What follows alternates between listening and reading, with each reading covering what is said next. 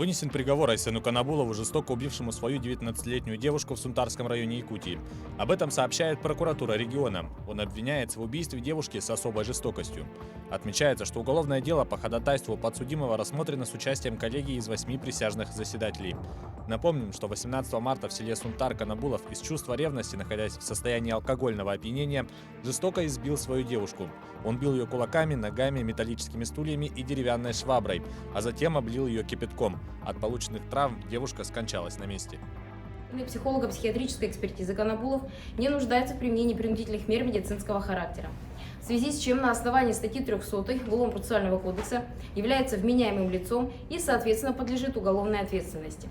Исходя из указанных обстоятельств, оснований для снижения категории преступления на менее тяжкую на основании части 6 статьи 15 Уголовного кодекса отсутствует. Оснований для постановления приговора без назначения наказания, освобождения от него или применения отсрочки его отбывания нет. Также в силу тяжести совершенного преступления отсутствуют основания для применения статьи 53.1, 72.1 Уголовного кодекса Российской Федерации. Преступление, совершенное подсудимым Канабуловым, является особо тяжким. Коллегия присяжных заседателей указала, еще раз повторюсь, что он не заслуживает снисхождения. С учетом личности подсудимого, тяжести совершенного преступления, смягчающих и отягчающих наказание обстоятельств, необходимо назначить наказание в виде лишения свободы на длительный срок с отбыванием в исправительном учреждении. Суд назначил бывшему заместителю главы Наслега в Сунтарском районе обязательные работы за кражу 19 ящиков сливочного масла. По сообщению прокуратуры региона, подсудимый в сентябре этого года на своей машине приехал на территорию одного из сельскохозяйственных кооперативов в 2 километрах от села Крестях и специально подготовленной доской отодвинул камеру видеонаблюдения. Ночью он вернулся обратно, открутил профилированный лист стены сарая и из морозильной камеры похитил 19 ящиков сливочного масла, каждый весом 20 килограммов, общей стоимостью более 200 тысяч рублей. 5 ящиков масла он оставил у себя, остальные 14 он перевез в Якутск и продал. Суд с учетом мнения государственного обвинителя приговорил мужчину к 400 часам обязательных работ.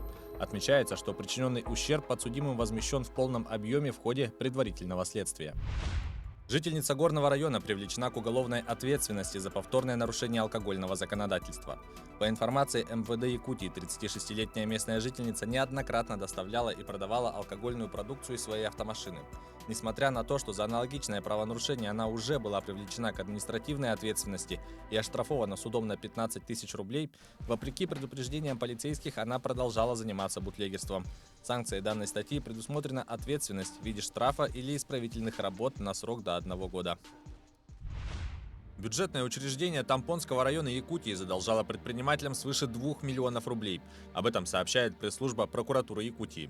Учреждение заключило договоры на поставку товаров и оказание услуг с 8 хозяйствующими субъектами. Предприниматели исполнили обязательства, однако оплату в установленный срок не получили. Прокуратура внесла руководителю учреждения представление об устранении нарушений закона. Отмечается, что в результате задолженность перед предпринимателями погасили в полном объеме. Мошенники обманули кассира АЗС и украли деньги под предлогом поставки оборудования в Алданском районе Якутии. По информации МВД региона, когда потерпевшая, работающая кассиром АЗС, находилась на работе, ей позвонил мужчина и сообщил, что поставщик осуществил поставку оборудования для заправочной станции. Также злоумышленник сказал, что по распоряжению руководителя женщине необходимо срочно оплатить поставку деньгами из кассы АЗС. Не давая времени на раздумье, мужчина сообщил, что сейчас с ней свяжется бухгалтер и попросил номер ее мобильного телефона. Действительно, почти сразу ей перезвонила девушка и продиктовала номер карты для перевода денег. В правдивости истории кассира убедила то, что звонившие знали полное имя ее начальника. Женщина поверила, что выполняет его поручение. После перевода денег пострадавшая не смогла дозвониться до лжепоставщиков и обратилась в полицию, поняв, что стала жертвой мошенников. Водителя катера, пассажирка которого утонула при столкновении судна с подводным камнем летом этого года в Абыйском районе республики, приговорили к исправительным работам. По информации пресс-службы прокуратуры региона, в июле этого года катер с навесным мотором столкнулся с подводным камнем на реке Уиндина, направляясь из поселка Саганах в сторону поселка Белая гора. В результате судно затопило, а одна из пассажирок погибла. В ведомстве отмечают, что подсудимый осуществлял перевозку людей на незарегистрированном маломерном судне без номеров, не имея права на управление им, превысив допустимое количество пассажиров вместимости и не обеспечив их спасательными жилетами. Суд признал мужчину виновным в причинении смерти по неосторожности. Житель Усть-Майского района подозревается в краже денег. По сообщению МВД региона, потерпевший выпивал со своим приятелем. Подозреваемый воспользовался тем, что во время застолья хозяин дома заснул и с помощью мобильного банка украл с его банковского счета около 40 тысяч рублей, после чего скрылся. Похищенные деньги он потратил на личные нужды. В его отношении возбудили уголовное дело. Недобросовестному приятелю грозит срок до 6 лет.